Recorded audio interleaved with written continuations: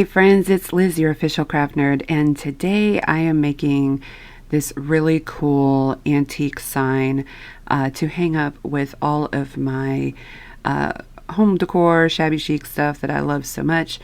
And this sign I actually got from the Dollar Tree.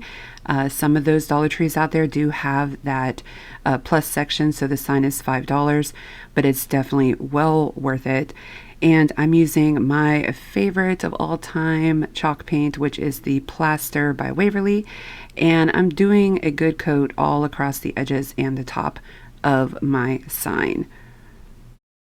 Now, I want to tell you guys that today's video is super special. I recently partnered with Cricut, which is a total fangirl moment for me because I have been an investor in their products for years. But anyway, Cricut recently sent me all of these fabulous goodies. The Cricut Joy, which is a fabulous little portable machine, and the mini press, which is great for small projects or ironing doll clothes or, whatever. And all of these fantastic accessories to go with it, including this smart vinyl, which I love because you don't need a cutting mat. And y'all, my mats get so dirty, but anyway, I am just so excited to show you some cool and easy ways to create using this machine. So if you're hesitating on jumping on the Cricut train or just curious on what the machine is best for, I'll be having more videos in the future for ideas and tricks and tips and all of that fun stuff. So I really hope that you guys stick around for this because I am so excited to share. So starting off in Cricut Design Space, they've already got tons and tons of inspirational pieces and projects already ready to go that you can just click on and start creating. But you can also create something of your very own. And if you go to their images, their gallery has over 140,000 different images that you can choose from. And the possibilities are endless, y'all, like seriously. However, I'm not going to be using their images. I am going to just use words here for this project, and I'm just going to scroll through until I find a font that I like, which I chose the Edwardian font, and I am going to type out antiques. So then I'm going to size this out for what I need for my sign. Now, my sign is about 10.5 inches wide, so I did want to drag my letters out to approximately 9 inches or so across. I did adjust it here and there. And then I'm also going to add a couple other words. So I'm going to put an and, as well as vintage goods, which I'm going to have as a slightly different size. So in order to cut these, I'm going to cut them individually. So I'm just going to go over to layers, and I'm going to hide a couple of those layers so that I can just cut antiques first. Once you hit make it, it's going to take you to a screen asking if you're going to use a mat or no mat, which we're using smart vinyl, so we will not need to use a mat. And then it's going to take you to the next screen, which is going to ask you to select your accessory, which basically is your machine. So I'm selecting the Joy, of course. And then it's going to take you to another screen. This screen is going to ask you what material do you plan on cutting. And of course, I am going to select the smart vinyl. And let me tell you, there's plenty of options of things you can cut with these machines, you guys. It's incredible, but we are just going to stick with the smart vinyl for this project. Now it's going to load the material up into the machine, and then once it processes it and measures it out, make sure everything is good to go, and you hit that go button, it will start cutting. So coming back to our work screen again, I just want to show you how I'm going to hide the antiques now, and I'm basically going to wake up the vintage goods line so that we can cut that next. That's the easiest way to go about, picking what you want to cut at what time, is just making them visible and invisible. Simple as that. So once I hit the make it, it's going to go through all those same steps before. It's going to ask you, what type of material. And again, we're going to pick smart vinyl. And then it's going to do the whole loading process again, which I'm about to show you how all that works here in just a moment. But I wanted you guys to get an idea and a feel of what Design Space is going to do when you're creating your project. So as I stated before, we're going to use this Cricut Smart Vinyl. I'm using the red mainly because it doesn't really matter what color we're using this for, at least not with my project today. Now, if you choose to leave vinyl on your project and you want to actually cut the letters out and use those vinyl letters, then of course the color and all of that will take an effect. But I am actually going to be creating stencils, so it really doesn't matter to me what color it is, because it's for stenciling purposes basically. So what I'm doing here is getting it all set up. As you can see, again, I'm using my iPad to do all of my cutting and editing and everything in Design Space. And now you can use an iPad, you can use your computer, and you can use your phone. I mean, it is probably the coolest little thing in the world, this Joy, because you can, not only can you take it places, it's very portable, it's very light, and it's so super cute, but you can also use your phone to do any kind of creation. So if you're on the spot somewhere and need to do something quick, this is an awesome, awesome little machine that you can do that with. So as you can tell, the machine is going through the process of cutting out my words, and it is actually a pretty speedy little machine. Now I did kind of speed up the video a little bit just for the sake of time, but it is actually a very good, quick machine to get these things done. So I'm just going through the process again. I'm going to feed my smart vinyl into the machine. Once it says it's ready to go, it's just going to kind of suck it up on in there, and it does this little processing thing, making sure you have enough material in order to do the cut. If you do not have enough material, it will let you know and it will not continue on with the cut. So it again is a very smart, it's a very smart system. Now, once this is all said and done and all of my pieces are cut out, we're going to get into the process of weeding things out.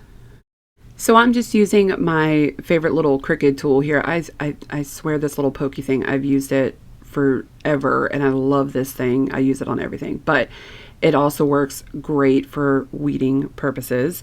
And what I'm doing here is just taking off all that extra vinyl, and we're just going to keep the letters. Now, my initial thought process when doing the sign was I was going to do just your normal stencil. I was going to actually remove the letters and just take the vinyl piece itself, place it on the sign, and do a paint job over top of it. But I decided I wanted to do this version this way. And the reason being, this is actually my favorite way to stencil, is by placing all the letters down first and then painting over top and then going ahead and removing those letters. There's something about the crispness of the way that all works out that I am just in love with. So you'll see what I mean here in just a moment.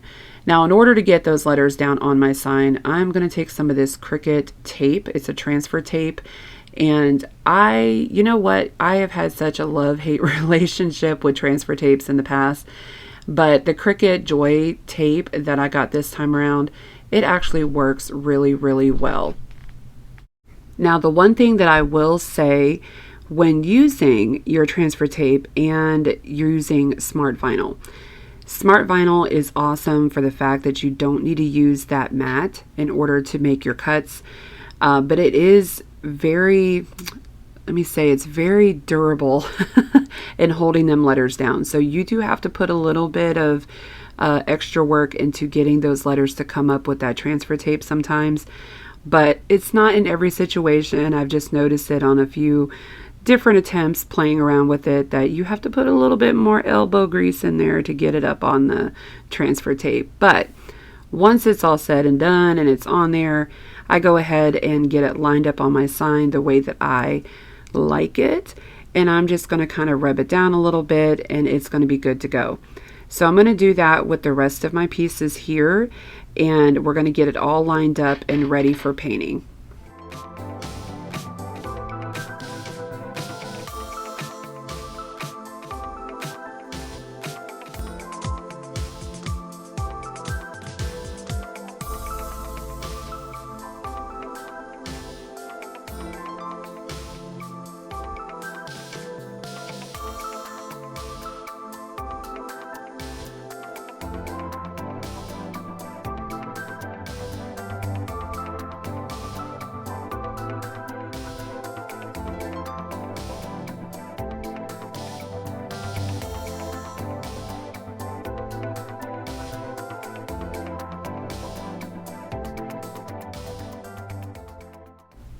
So once those are down, I am taking some of this Waverly chalk paint in Truffle and I'm adding some water to it, and I'm just going to kind of wet wash this across my sign. I know that kind of sounds weird, but this paint that I've actually had this Truffle for a while and it gets very, very thick. So I add a lot of water to it to kind of almost make it like a stain, just so that I can just quickly brush this over my sign. Now I'm not trying to get a full-on coat on this. I just want to get it all covered pretty decent, but mainly around those letters. That's the important factor here. And I am going to get my edges and sides as well. I just love how this looked, and I know you guys, I'm not using my antique wax, but hey, a girl can change it up every now and then. So once I have it completely painted on the ends and everything, I'm just going to hit it with my heat gun just to make sure it's completely dry. But this paint, it dries fast, so it's a definite bonus for me. I'm impatient. So now I'm taking my little weeding tool here. This is one of my favorite ones from Cricut, and it's just a very pointy edge, and it has just a little bit of a tip at the end that helps you lift up these pieces of vinyl. And this was very satisfying for me. I love picking up these vinyl letters. I'm taking my time too, you guys. Now I do speed this up, of course, for the video, but definitely take your time with it. Don't stab the wood too hard or anything like that, because remember, underneath that brown is that plaster color. And that's what we're seeing once we pick up these vinyl letters. And I don't want to, mess it up, scratch it up, or anything like that. So just take your time with your tool as you're picking these letters off, but enjoy the process. It is unbelievably satisfying to have these crisp lines. And for me, as much as I like doing stenciling the other way, this seems to be such a better option for getting those cleaner lines. I can't explain it, but I absolutely love this process. So I do this probably more than the other type of stenciling, honestly. Once I have that done, and I think this looks good, y'all. Like, I was already really happy with this, but I have got to do my thing. So I'm going to sand it down. I want to rough it up and just have it go with the flow as far as it's antiques and vintage goods. I want this sign to look worn. I want it to look kind of antique. And that was it. I honestly, you could add anything to this. You could add some florals, you can add some bows. I didn't want to add anything. I love this as is, just the way that it was, a little roughed up. It just fit so perfect for my aesthetic. So you guys, tell me what you think. Do you think this is something y'all could do, that you would want to try to do? Honestly, just let me know what you think. I love this.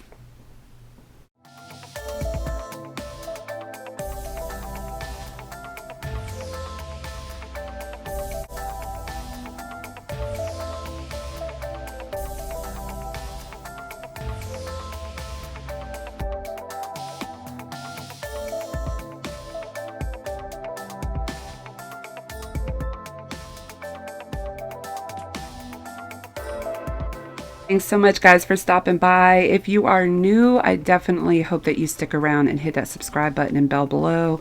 And if you're returning, y'all, thank you so much. I love and appreciate each and every one of you. For more details about the Cricut Joy and other Cricut products, you can definitely check out my description box below for more details. And until next time, you guys, stay safe.